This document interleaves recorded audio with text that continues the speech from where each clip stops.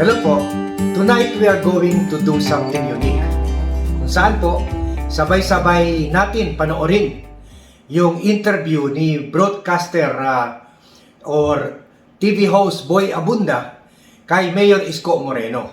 And ngayon pa lang po, masasabi ko na blockbuster po ito. Kumbaga, dito po, tulad sa interview ni Jessica Soho, marami na naman po magkaka-vote conversion. Kasi ang nangyayari po, ganito po. Yung iba noon na medyo neutral, yung iba noon medyo kay Bongbong kasi dahil galing pa sa tatay, history, glory days. Pagkatapos po yun naman sa opposition, kay Lenny, at saka syempre kay Ping, kay Manny, at saka ibang kandidato. Yung iba po dati, ang tingin nila kay Isko Moreno, artista lang. Pero dito po sa mga debate na ito or mga interview na ito, lumalabas po that he is more than just an artist. Kumbaga po, habang yung iba, pinag-uusapan yung mga plano lang po nila, si Mayor Isko po, tunay na nagawa niya talaga. Yung iba po, pinag-uusapan yung mga vision lang niya or yung sympathy nila sa mga kwan po, sa mga mahirap. Si Mayor Isko, mas mahirap pa sa mahirap. So, everything po na nasa utak lang. For example, si Marcos, when he talks about the poor, ang pag-iisip niya rich pa rin kasi he never worked in his life. Pero, or si Lenny po na middle class, only Isko speaks from the heart. May malasakit at syempre po, malakas po factor yung body language nakikita ng tao. Kaya ngayon pa lang po, bago pa magsimula, pasimula na po yung showing ng interview, nakikita ko na po na mas marami talaga supporters ni Bongbong Marcos, supporters ni Juan, ni Lenny, at mga undecided pa po, mapupunta na talaga dito kay Mayor Isko. So yun, nagsisimula na po, kaya let's watch, and then habang nagsasalita po sila, gagawa po ako ng mga commentary po on what I think about yung mga statements or the way Mayor Isko is answering the question. So, i-publish natin po ito later on after the interview. Pero yung po, makikita, ipapakwan ko sa inyo, ibabahagi ko po sa inyo yung mga views ko sa mga questions. So, again po, tulad ng sinabi ko, this will again enhance and make people realize that Mayor Isko is the most prepared.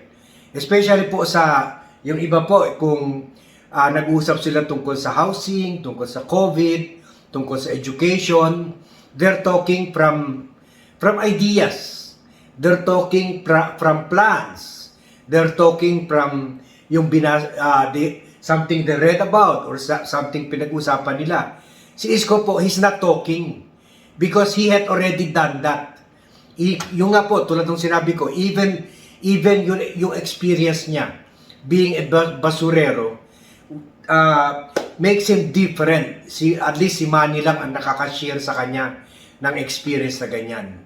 So, sige po. Let's dito na po, 897. So, tingnan natin po, ito na po, this is it, pansit. So, tingnan natin po. Watch with me.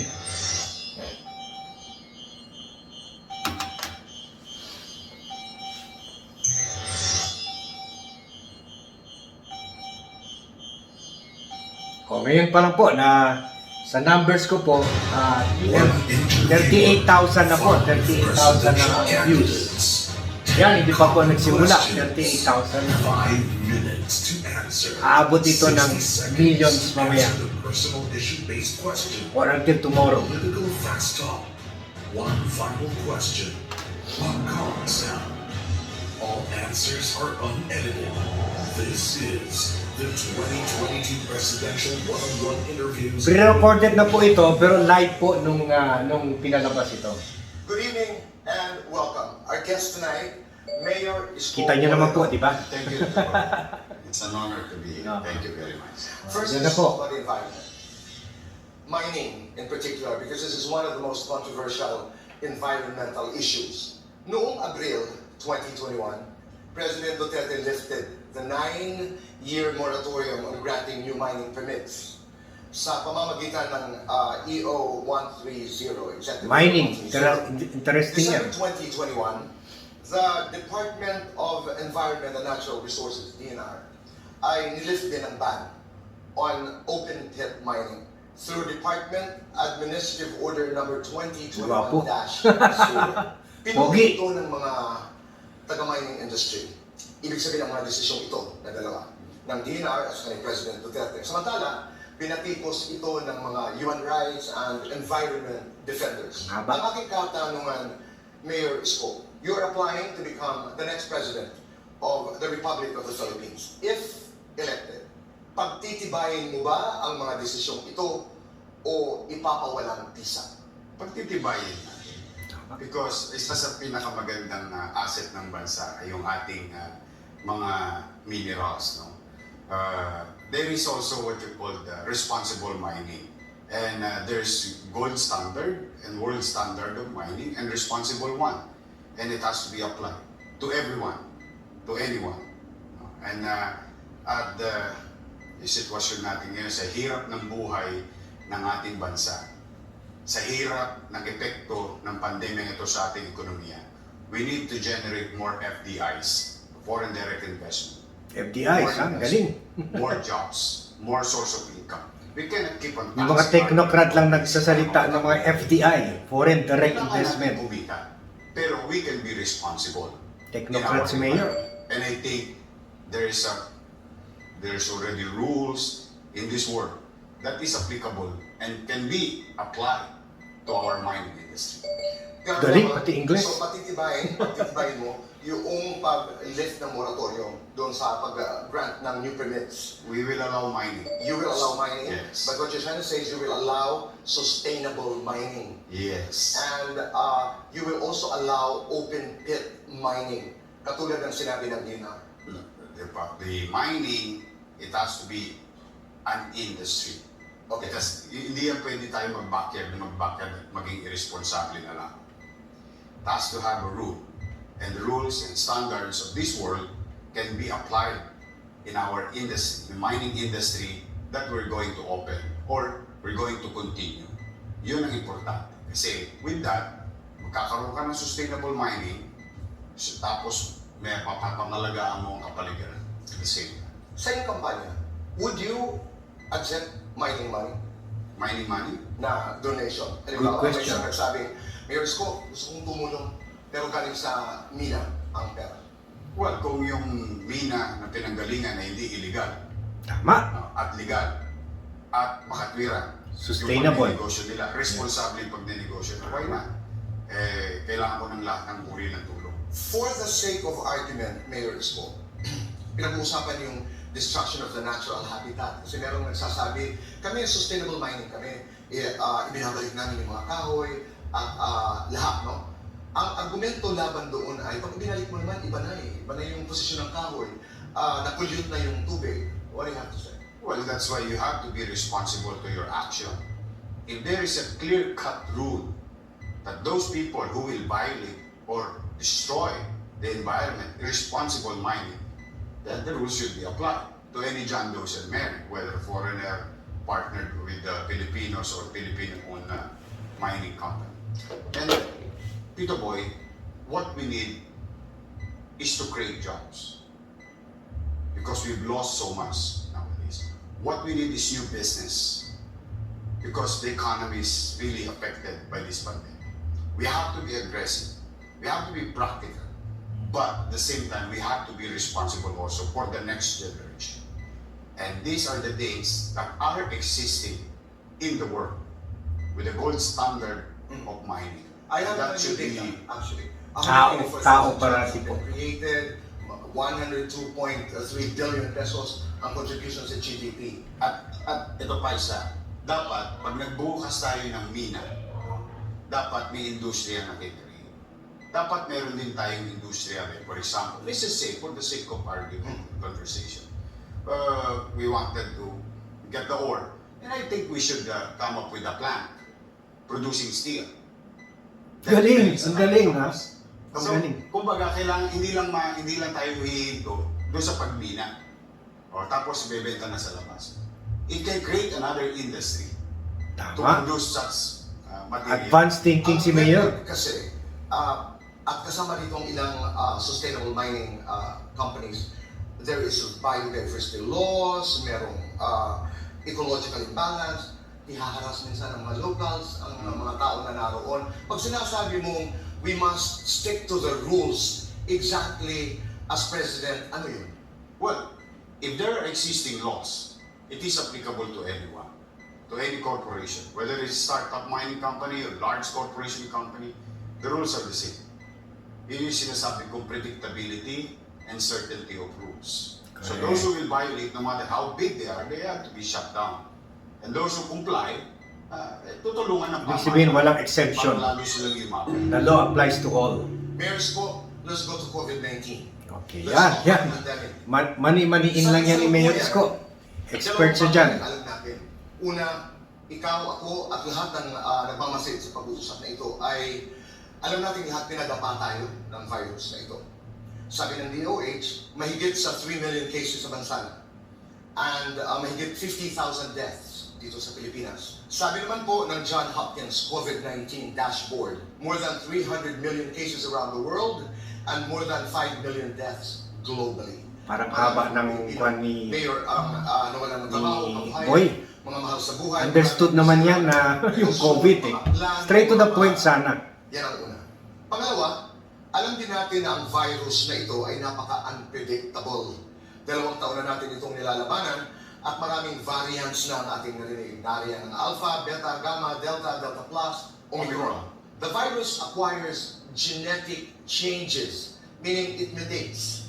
Paano, ano ang susunod, nobody knows. It is both vicious and unpredictable. Ang tanong, given the unpredictability and the viciousness of this virus, bilang Presidente ng Pilipinas, ano ang programa mo? Kakainin ni Yorme yung question na yan. Well, what we have done in Manila is to Yun, sinabi ko sa inyo. COVID-19. Yung iba, usap lang siya sa tunay ng programa. We acquire medicines, we acquire oxygens, we acquire facilities, we acquire more medical frontliners. Then at the same time, bukas ang ekonomiya, bukas ang trabaho. So, given a chance, may awa ang Diyos. COVID, wala rin ako. program, Alam niyo, trabaho. it is an endemic. Because, mas maraming namamatay sa ibang sakit sa ating mga ospital. Dahil na hindi na nakakapunta, dahil napupuno yung ating mga hospital, Tama po private yan. or public.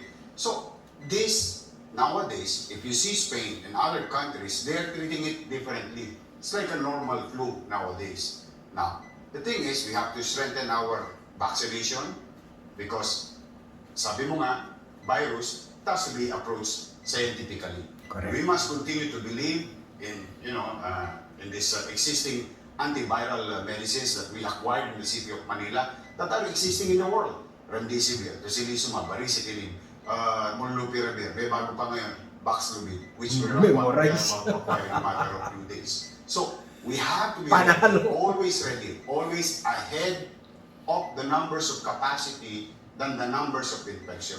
Then we must open. We must offer job. We must open business. We must be aggressive. Concrete in dealing plans. with this COVID-19. We can learn how to live with COVID-19 and go back to work safe. That is our approach in Manila, and that is the approach that I'm going to do in the entire country. Copy-paste na lang po, tulad ng sinabi niya. Yung be prepared na That, ipaliwanag ng sinabi ko sa inyo, ginawa na niya. Your enumeration of the virus merits. Ulitin lang niya sa buong bansa. Doon lamang ako doon sa confront. Anong ibig sabihin when you say we must confront the virus? Ito ba yung lockdown? Ito ba yung... No. Anong ibig sabihin ng lockdown? It's live with it. Ano? Live with it. Okay. Live with it. As long as we build more hospital, the way we build bagong hospital ng Maynila, we build like, for example, Manila COVID-19 Field Hospital in Luneta, para yung may mga sakit na walang kakayanan mag-isolate, meron silang paglalagakan, papanatag ang pamilya nila at ang pamilya nila tuloy maghanap buhay. So these are the things that are doable, duplicable, scalable. So we've shown you the prototype. Copy, how to paste. address it. Manila is the most dense Prototype. city in the country, if not in Asia. But as you can see, siksikan na kami, pero bakit hindi bumubulwak? Because lagi kami naghahanda ahead of time. May projection. We always think of the worst scenario. And unfortunate, thanks to British government, I was sent to February of 2020. I spoke with Cobra, I got the plan of British government, tinapi ko, in-implement ko except for the weather because we don't have winter. So, pwede siyang pagandaan. And in the long-term process, because if this COVID-19 dumating ngayon, another type of virus, I think it's high time for the state, for the government, for the Philippine government to invest into our human resources, scientists, doctors, Correct. to create our own agency to find cure and medicine of our own. Pansinin mo, Tito Boy, lagi tayo nakadepende sa bakuna. Huli tayo, natatawa nga ako doon sa sinabi ng isang bansa, yung pag-aaral nila, late daw ang Pilipinas sa vaccination. Kaya kami na-late nyo kami binigyan ng bakuna. So we must have that kind of access. Galing. If they can do it there, Galing. they can do it here. And I think it's high time for the state, national government, to invest to, like, for example, Research. PGH, UP Medicine, or other On schools. our own vaccine. On our own Really vaccine. natin gamot. Galing, On our grabe. own vaccine, on our own medicine. Magaling tayong Pilipino. Kaya tayo na-hire sa Talino ni ibang Mayor malaking Isko, kumpanya grabe. sa mundo. Now, let's pull them back to the country and invest on it.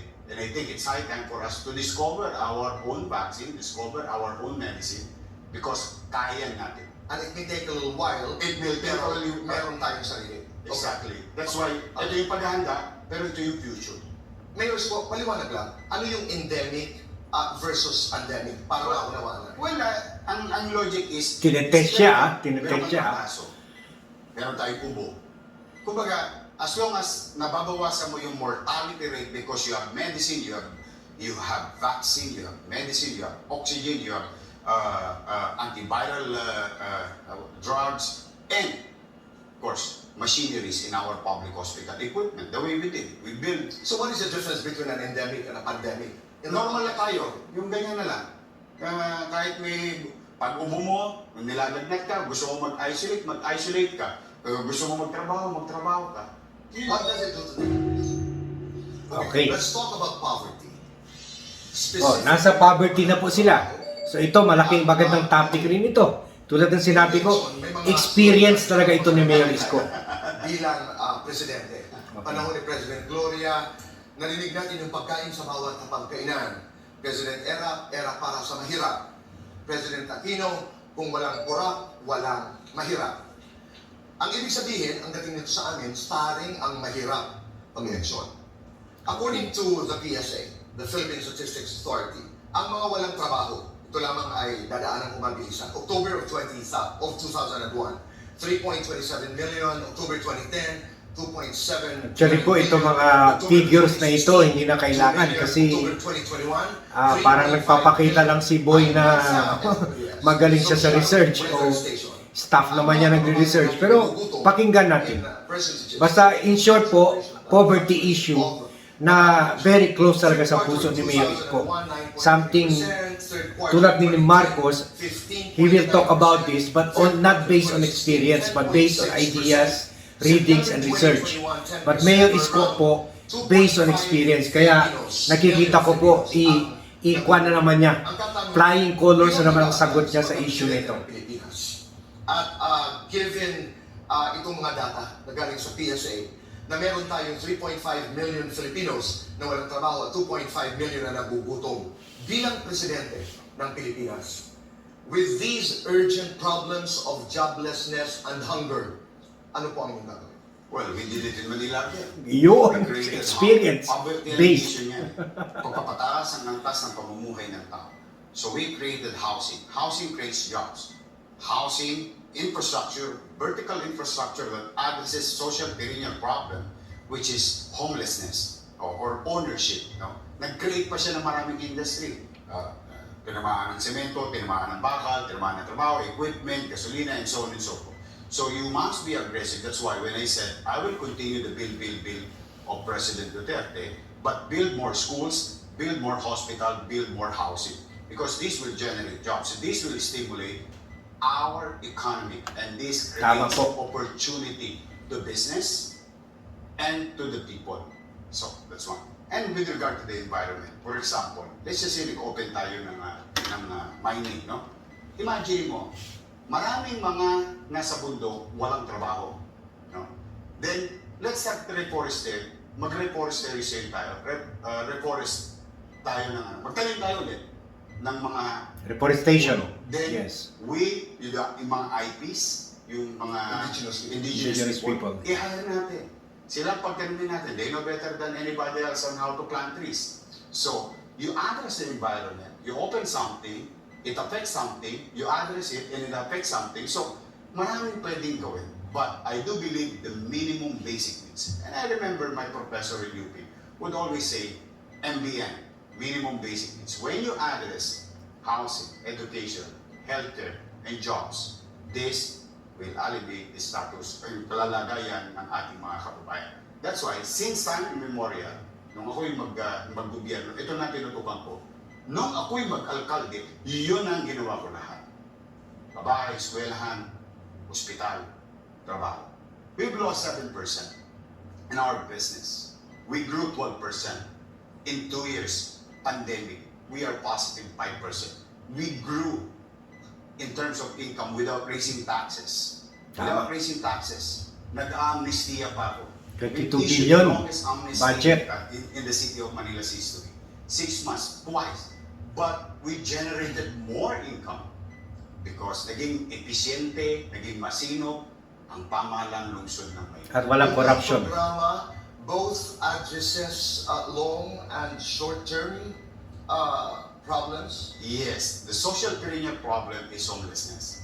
So we wanted to create jobs. At the same time, we addressed that. So you created also helping an industry.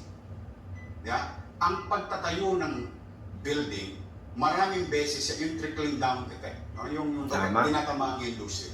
So when you stimulate, sinagot mo na yung problema ng tao na paulit-ulit, and in fact, nga pala, wala akong slogan. Kasi ang slogan, hindi naman yan na gumagamot sa problema ng tao.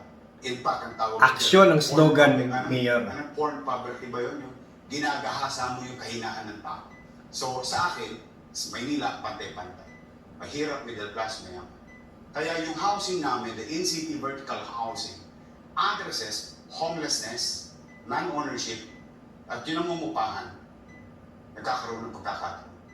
Pantay sila. Mayor Isko, pag pinag-uusapan ang ito kahirapan, specifically itong homelessness, at saka gutom, meron bang epekto ang corruption?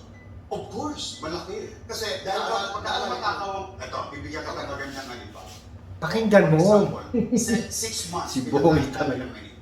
Bakit? 700,000 families. Sabi kasi ng SWS, with your data, in Tama yan. 2020, September, sabi magkakaroon daw ng taggutom sa 2021. So, ang ginawa namin, kinancel namin ng road maintenance, nilagay ko sa food security program, 6 months kumain ang 700,000 families in the city of Manila. Every month, 700,000. Tao muna So, bago kalsada. kapag talagang may mga magnanakaw sa gobyerno, makakati ang kamay, kawawa tao. Undersecretary Cyril Ramos said, the DOF, that 20% of the national budget goes to corruption. About 670. He knows better than me. He's a former But president. you agree? Pero most likely, it's happening. We saw it eh. May mga nakukulong, may mga sentensyado nga hindi nakukulong. Buti pa yung naawa ko doon sa isang matanda eh. Nagkamali lang nakukunin yung mangga ng may mangga eh. Nakulong eh. Yung mga nagnakaw dyan. And that tells you what? Imelda Marcos, Bongbong Marcos, Amy Marcos, listen. Yun, patama kay Marcos ha. As of September 2019, ang estimated number of OFWs worldwide, Yun, OFW topic naman tayo ngayon. according to PSA again, 96.8. Ito rin, magandang topic kasi ang daming ginawa ni Mayor Isko for the OFW sector. Priority sila sa COVID ay noong hospital sa Manila. 28.9 billion US dollars. Kahit hindi taga Manila po. 30.1 billion US dollars. Ito naman sinasabi ni Bo, mga data lang kung magkano ang kuha nila. Pero kung puro data lang po, wala yan eh. Pareho ng ibang presidential candidate, puro data, puro promise. Only Mayor Isko may ginawa talaga sa OFW sector po. Talo na naman sila po. Panalo na naman si Mayor Isko. Ay may tinatawag na social cost. Ito Yun. yung unquantifiable because it contributes to the destruction of the Filipino Siyempre, family. alam na natin yan Kung po. ikay papalarin Manalo bilang presidente ng Pilipinas, how do you balance the economic contributions of the OFWs and the unquantifiable cost of migration that contributes to the destruction of the Philippine family? That's why when I said about a few weeks ago, a peso spent in Metro Manila doesn't give us any growth. So the same peso that I'm going to spend in terms of development in Metro Manila, I will spend it in the far-flung areas because it will generate more economic Sa growth provinces. in the provinces. So parehong pera, pero dire-direct mo. When you have this, when you have opportunity for the farmers, binigyan mo sila ng pagkakataon na bilhin ng gobyerno sa tamang halaga yung kanilang produkto, panatag sila, magtatanim sila. Meron silang ayuda sa gobyerno na matatakbuhan para yung kanilang abono, yung kanilang patubig. Then, nobody wanted to send their children somewhere else. So when there is an opportunity, because most of these numbers that you're saying is from the far-flung areas, sa probinsya, kaya yan umaalis ng bansa. Siyempre, hindi mo naman masisisi sa hirap ng buhay. Tapos makukwento ng kapitbahay. Ako nga, di ba, nangarap ako maging seaman. Dahil yun ang gusto ko talaga, maging kapitan ng barko. Because there's an opportunity there. How to create an option? Yun yung sinasabi ko kanina dito. You have to generate more FDIs. If you create more foreign direct investment, then it will generate more opportunity. At the rate we're going about $4 billion. Yung mga neighboring countries natin na $13 billion, $30 billion. Why? Napakamahal ng gasolina natin, napakamahal ng kuryente natin. Yes. So hindi na pupuntahan sa atin yung mga pabrika, yung mga industriya. Doon sila lahat nag-i-invest. Ang rules natin Sa hindi Vietnam, Thailand, dami mong Singapore. kinausap na, maniniwala ka ba na I think by the hundreds of signature just to approve, Tito Boy, just to approve a PPP. You know what I'm gonna do with that? Okay, ayan ba rule 100? O lahat kayo 100 na tao maupo kayo rito sa lamesa. You sign. You read, you sign. If you agree, you sign.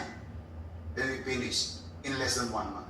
No It red will tape. take 2 years just to push for the PPP, not yet approved, to push for PPP. So there are rules, too much bureaucracy, Yes. too much redundancy, Red tape. unnecessary redundancy in the rules. Now, bumaba na sa nasyonal, bababa na sa lokal. Pagdating sa lokal, hanggang tanod problema ng negosyante. So, paano papasok sa ating negosyante? Paano natin sasagutin na sila, huwag na kayo pumunta ng abroad. Huwag kayo magkalala, magdadala ko ng negosyo dito, magdadala ko ng Hindi investment. na kayo alis. Hindi na kayo alis. Correct. Kaya ang option.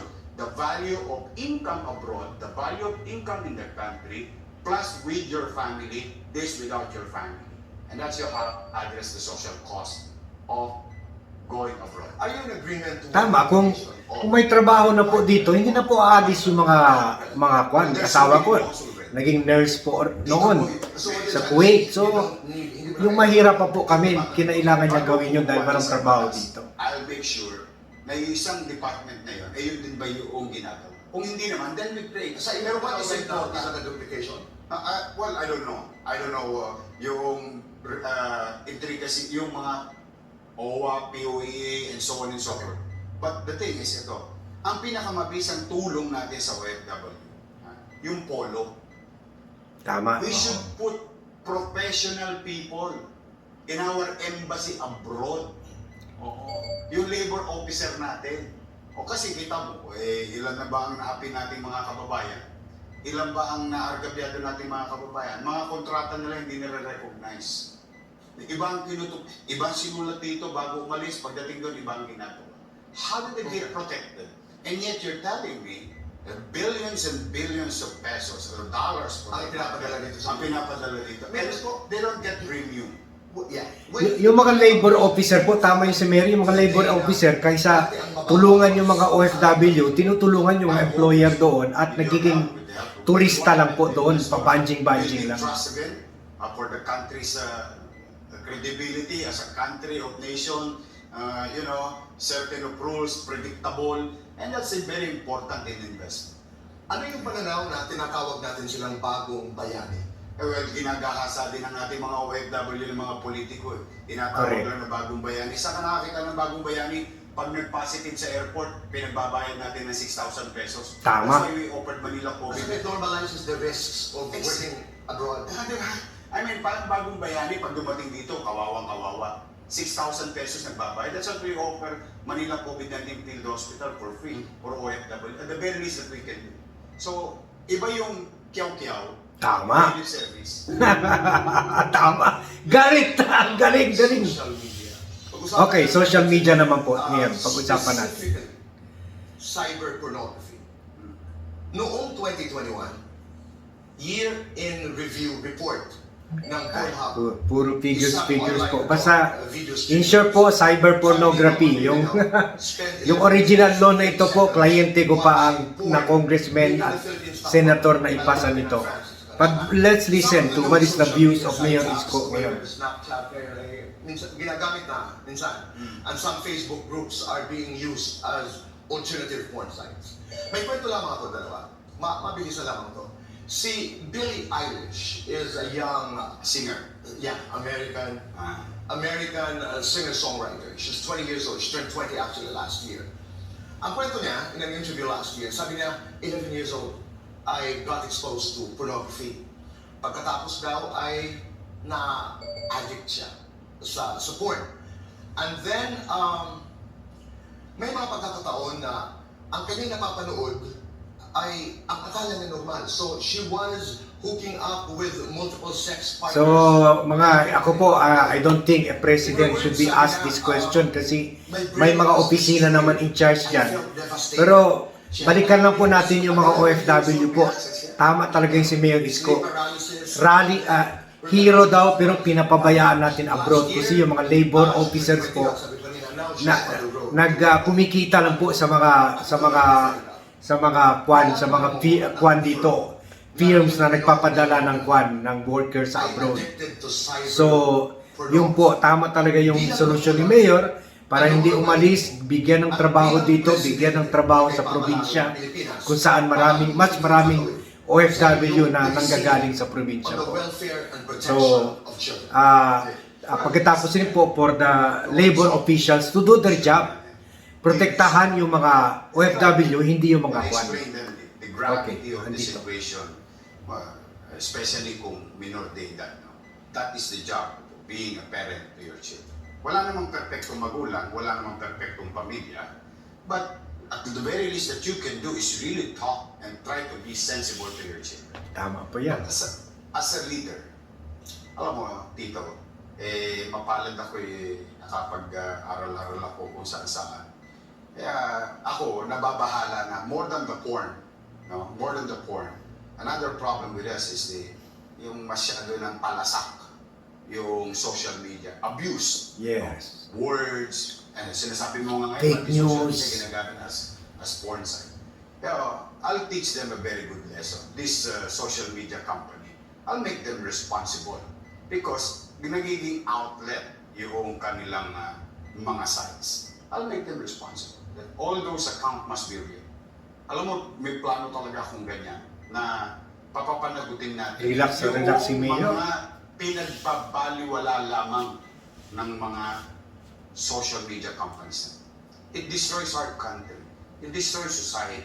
Tama It po. destroyed already a country and countries because of this Mga fake news. pagpapaliwala. Oh. Now, and technically, I'll block their IP address.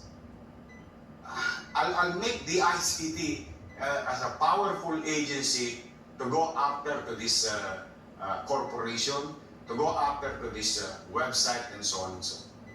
Then, I'll start talking to, for example, let's just say GCash, Paymaya, FinTech, or even credit cards, banking system. Kasi para nang mapanood mo yan, kailangan mo magbayad. So there are so many things that we can do. Technically, we'll go after them. Because I do believe it's an issue. An issue to a person, an issue to a family. And it has to be addressed by this team.